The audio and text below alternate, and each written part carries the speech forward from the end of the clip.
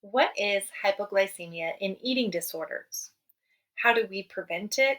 What causes it? And what are some treatment measures if you're a person with an eating disorder experiencing hypoglycemia? My name is Sheena, and I'm a registered dietitian specializing in the care of persons with eating disorders. Some of the causes of low blood sugars include malnutrition, very low calorie intake, very low carbohydrate intake, excessive exercise, medication use, and there are a multitude of other health conditions that can contribute to low blood sugars. So, the first thing that I want to note is that it is often misconstrued that hypoglycemia is a medical condition that affects only certain people. In fact, hypoglycemia is a state of when the body is experiencing low blood sugars, and it will happen to any of us at any given time when we are malnourished or experiencing low carbohydrate or glucose intake. Hypoglycemia means that you are experiencing low blood sugars.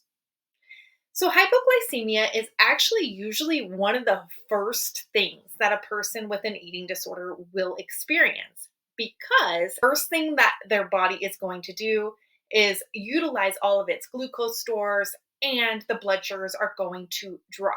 So, hypoglycemia often comes about in the form of dizziness, lightheadedness, tingling in the appendages, such as the fingers, toes, or even the tongue, as the result of very low blood sugars. We might feel lack of energy, lack of the ability to concentrate, ways in which low blood sugars manifest in the body. Low blood sugars are incredibly dangerous. Some things that are not discussed enough when it comes to low blood sugars, aka hypoglycemia, is that they can very quickly escalate to things like seizures, heart failure, coma, or even death. We don't mess with low blood sugars. While they are common when somebody is experiencing severe malnutrition, they are incredibly dangerous.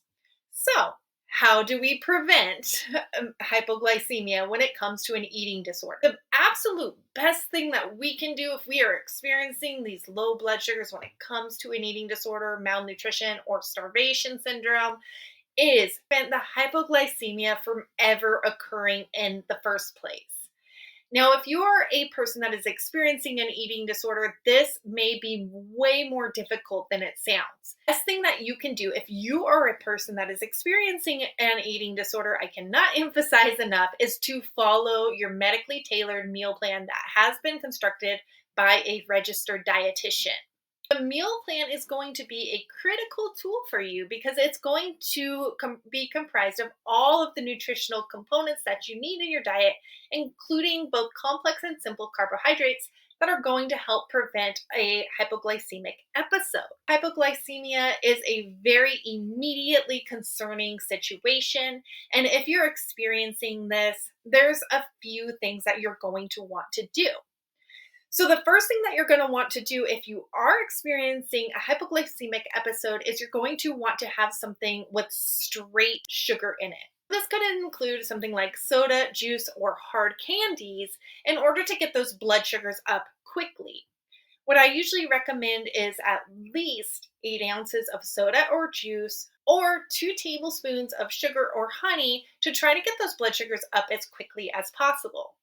If you're experiencing something like hypoglycemia, it's very important that you have enough of these nutrients in order to spike the blood sugars quickly. The goal is to get the blood sugars up as quickly as we can. After you consume your glucose and your blood sugars are still feeling a little bit wonky, I definitely recommend that you head straight to the emergency room. Now, this might sound extreme, but because the impacts from low blood sugars can be very chronic very quickly, we want to address this as soon as we possibly can.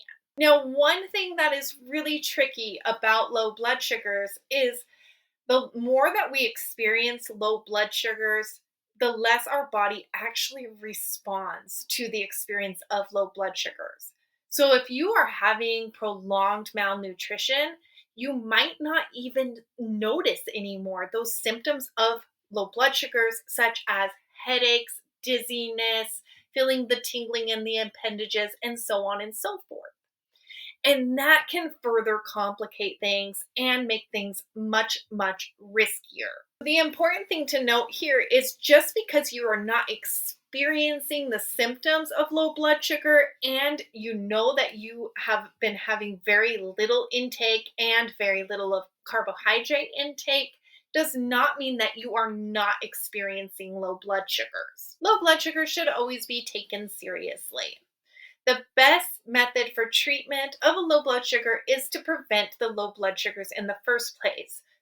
If you found this information helpful, please consider liking, subscribing, and sharing with a friend.